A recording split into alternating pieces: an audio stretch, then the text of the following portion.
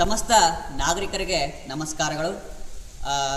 ಬೆಳಗಾವಿ ಜಿಲ್ಲೆ ಮತ್ತೆ ವಿಭಜನೆ ಏನಪ್ಪ ಅಂದರೆ ಇವತ್ತು ಮುನ್ನೆಲೆಗೆ ಬಂದಿದೆ. ಈ ಹಿನ್ನೆಲೆಯಲ್ಲಿ ಅಥಣಿಯು ಕೂಡ ಜಿಲ್ಲಾ ಕೇಂದ್ರವನ್ನಾಗಿಸಬೇಕಂತೇಳಿ ಅನೇಕ ದಶಕಗಳಿಂದ ನಾವು ಏನು ಮಾಡ್ತಾ ಇದ್ದೀವಪ್ಪ ಅಂದರೆ ಹೋರಾಟವನ್ನು ಮಾಡ್ತಾ ಬಂದಿದ್ದೇವೆ. ಆದರೆ ಇಂದು ಒಂದು ರಾಜಕೀಯ ಹಿತಾಸಕ್ತಿ ಆಗಿರಬಹುದು ಅಥವಾ ಬೇರೆ ಬೇರೆ ಕಾರಣಕ್ಕಾಗಿ ಇವತ್ತು ಬೇರೆ ತಾಲೂಕುಗಳನ್ನು ಜಿಲ್ಲಾ ಕೇಂದ್ರಗಳಾಗಿ ಮಾಡಲು ಸರ್ಕಾರ ಮುಂದಾಗಿದೆ.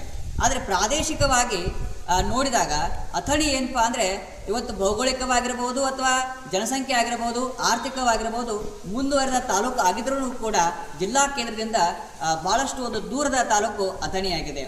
ಇವತ್ತು ಅಥಣಿ ತಾಲೂಕಿನ ಕಡೆಹಳ್ಳಿ ಕೊಟ್ಟಲಗಿಯಿಂದ ನಾವು ಬೆಳಗಾವಿಗೆ ಹೋಗಿ ಬರಬೇಕಾದ್ರೆ 250 ಕಿಲೋಮೀಟರ್ ಏನಪ್ಪ ಅಂದ್ರೆ ದೂರ ಆಗ್ತೈತಿ. ಹೋಗ್ತಾ 250 ಕಿಲೋಮೀಟರ್, ಬರ್ತಾ 250 ಕಿಲೋಮೀಟರ್.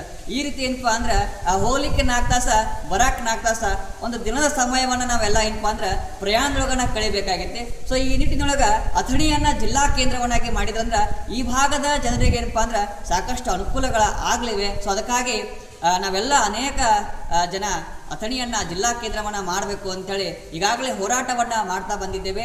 ಆದರೂ ಕೂಡ ಸರ್ಕಾರ ಇದಕ್ಕೆ ಸ್ಪಂದಿಸಲಿಲ್ಲ. ಅದಕ್ಕಾಗಿ ಉಗ್ರಮಟ್ಟದ ಹೋರಾಟವನ್ನು ಮಾಡಿ ಸರ್ಕಾರಕ್ಕೆ ನಮ್ಮ ಧ್ವನಿಯನ್ನು ನಾವು ಮುಟ್ಟಿಸುವ ಕೆಲಸಗಳನ್ನ ಮಾಡ್ತಾ ಇದ್ದೀವಿ. ನಾಳೆ ದಿನಾಂಕ 10ರಂದು ಅಥಣಿಗೆ ಬಂದ ಕರೆಯನ್ನು ಕೊಡುವುದರ ಮೂಲಕ ನಮ್ಮ ಹಕ್ಕನ್ನು ನಾವು ಕೇಳ್ತಾ ಇದ್ದೀವಿ. ನಾಳೆ ಬೃಹತ್ ಆಗಿರ್ತಕ್ಕಂಥ ಹೋರಾಟವನ್ನು ಅಥಣಿಯಲ್ಲಿ ನಾವು ಮಾಡ್ತಾ ಇದ್ದೀವಿ.